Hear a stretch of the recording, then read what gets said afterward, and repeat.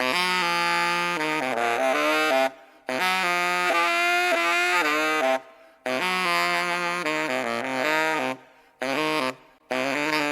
have a skin disorder that destroys the pigmentation of the skin. It's something that I cannot help.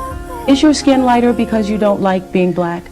I'm a black American. I'm proud to be a black American. I am proud of my race. I am proud of who I am. I have a lot of pride in who I am and dignity.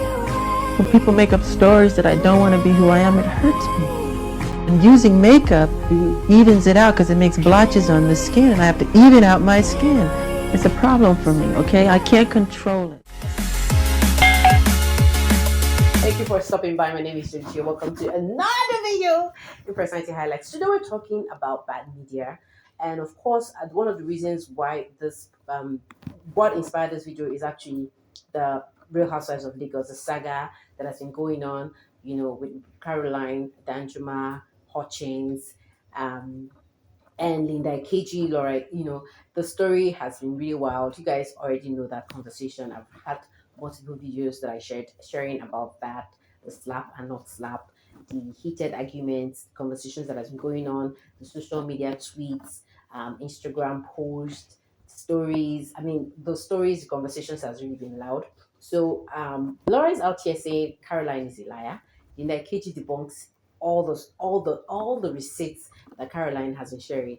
And basically, we don't know who to believe. I don't know who you believe, but I'm just out here telling you guys and helping us understand that there's something called bad media. And I know a lot of people are guilty of bad media.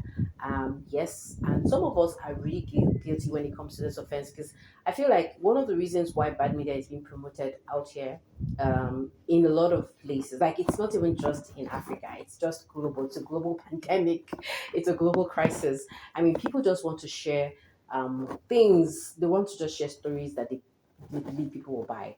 And you know, it's when you're reporting, when you're sharing news, when you run a news agency or something like that, when you're reporting to people, when you're sharing thoughts, events, personality types, and all that kind of thing, people just want to hear the kind of stories that their ears itch to. And you know, news media will always want to give you that story that your ears have been itching for. So sometimes it's for clickbait, sometimes it's for some reason. But I'm not gonna lie, the most painful part of this whole thing is that at the end of the day, I think we get to mess up a lot of people's lives. I mean, Michael Jackson, for Christ's sake, was one of those people who actually endured bad media for the longest time. I mean, it wasn't until this video came out that a lot of us got to find out that, you know, Michael was actually suffering from a skin disorder. And, you know, people just literally labeled him a lot of things. People said he didn't want to be a black man. That was why he turned himself to a white man. I mean, the propaganda, the stories have been wild. I mean, a lot of narratives around this young man went wild. The fire incident about his hair, everything. I mean, why he had to go do the surgery to get his hair back. Nobody shared about the sorry part of his story. Nobody shared about the accidents that he had to go through. Nobody shared about his downtimes. Everybody wanted to share something that the media will use to drag him. So I personally, I'm not here to stand for anybody, be it Hutchins or whether for Caroline or for Linda Cage. I'm not here to, but I'm just telling you that there's something called bad media and it actually exists. Anyways, guys, moving forward, I actually have gist for you. The executive director of the Real Housewives of Lagos came out here and actually told us, like, address the issue, and the controversy, the rants, the altercations that's going on. And guys, this is what Diary Atalade has to say about what's going on right now. Listen up, guys. Like how you decided, the team decided who was going to get on the show. Well, I mean, the team shortlisted, I think it was up to at least 40 different women, you know, and of the 40, this, you know, the cream rose to the top, as they would say, you know. I hope that's the right saying. I don't even remember. But yeah, the cream of the crop were the 6, and they just, in picking the 6, the city was very important for us. We didn't want 2 of the same type of person, you know. We wanted different characters, different personalities, because we're very deliberate, you know, just trying to create something unique, something fresh, and to create an energy that would would last. The dynamics that you're yet to see in the coming So, episodes. guys, from this conversation, we can actually tell that Dari literally said that 40 women, 40 solid women with style, with grandeur, with everything that we look forward to see in a reality show, like that represents a Lagos Roman kind of show. I mean, 40 different women came there, auditioned, and they had to pick the meanest, the most different kind of personality. They said they didn't want two personalities that looks like the same. And hey, guys, if you look at the cast, if you look at the six women, from Choma to Tiana to Yabojo to Laura to Miriam to Caroline, you guys can tell that none of these ladies look like they are similar. They all have their personality and they really stand out in a lot of loud ways. So I personally think that bringing this show, to our doorsteps is, the intention around why these people were chosen in the cast is what we're actually seeing, because we're just in the episode 3 of the Real Housewives of Lagos and we're already seeing all these gospels. Guys, at just episode 3, I'm just wondering what's going to happen when we are through with season 1. We were seeing season 2, season 3. The gospels will be loud. It's going to be a popping reality banking show, if you ask me. So, guys, I don't know, but one of the things I need to tell you guys is that these 6 women that are cast in the Real Housewives of Lagos all have strong personalities. They stand out in a lot of ways, are very opinionated women, and we're going to see a lot of loud conversations. Right now, looking at the social media war, there's stories that Tiana and Yaboju have unfollowed themselves. I'm like, okay, like seriously, guys, we don't know. We just know that.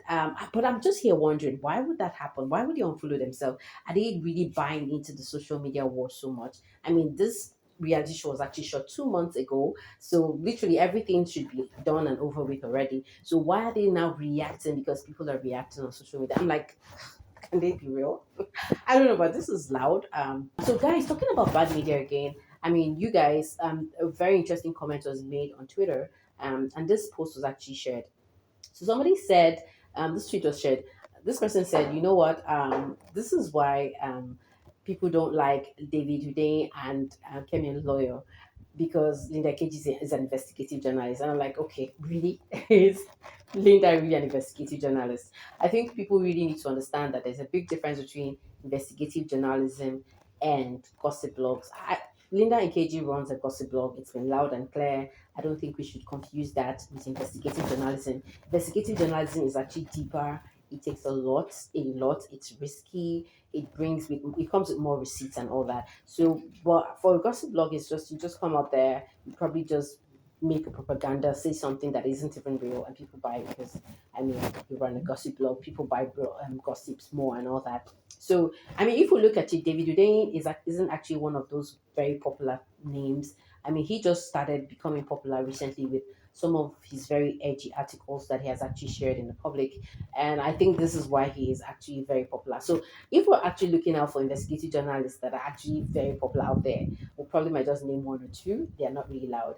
Um, but then this comment by David actually got me thinking when he said that it's disrespectful for people to mention his name with Kemi's name, that Kemi Lawyer is a lunatic. And I'm like, okay, is that another jab in another media space?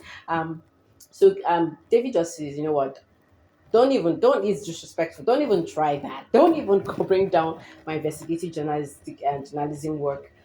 Don't make it petty by bringing in Kemi Lawyer. And I'm like, okay, now we get it. So I don't know if David can come out to the open and share this kind of tweets telling us, you know what, don't even try that.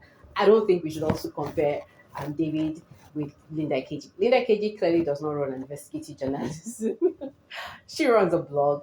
They're going to lie sometimes. They're going to try to hype their content sometimes to get traffic, to make money. That is what it is. So, as to who to believe, who do you guys really believe?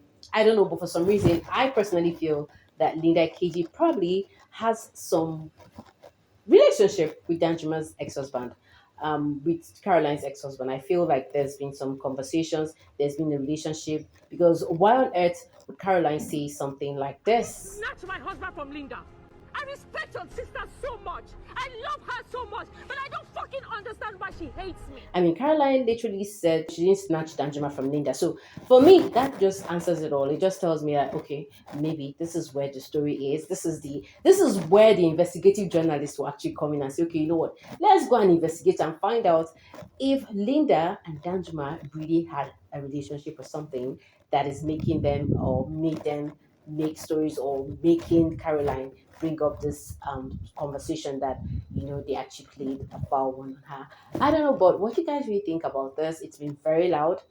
But all I can say is bringing those women in one roof, in one season, in one reality show was actually very intentional. An executive producer has spoken, and all we have to do is to sit back, relax, enjoy this reality show because I know all I can say to some of you is, I mean, cheers to more gospels because we're going to be having more content to share here. But let's not forget that there's something called bad media. And to all of you who love to watch gossip blogs, who love to hype stories that are unverified, who love to, I mean, trend on people's emotions. I think that sucks. And this is one of the reasons why people suffer, get to explain themselves for the rest of their lives. And probably a lot of us just live a lie. I mean, imagine somebody like Michael Jackson. We don't even know the whole truth behind Michael Jackson. And if some of these things can be coming out decades after his death, I think bad media is responsible for a lot of broken homes, broken marriages, broken people, and I think we can all do better as people. So if you're out there sharing fake news, please receive some sense. Guys, this is literally it. I'm sorry, I'm actually out here in my village, catching my groove, like resting more, running away from the urban noise. I'm just here relaxing. I hope my background wasn't really, really messy because it took me a long time to actually get this right. But anyways, guys, thank you so much for your watch time. I'm gonna see you all in another video, and of course, thank you. Bye bye, guys. Ciao, ciao.